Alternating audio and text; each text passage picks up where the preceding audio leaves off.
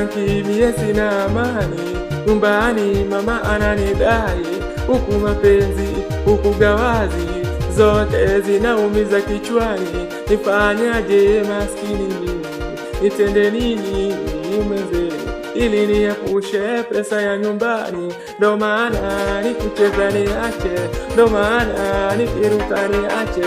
Sioni wakumuelezea nayoyapitia. Saa zingine nikikaa peke yangu, ni mawazo yanazunguka kichwani. Nifanyaje?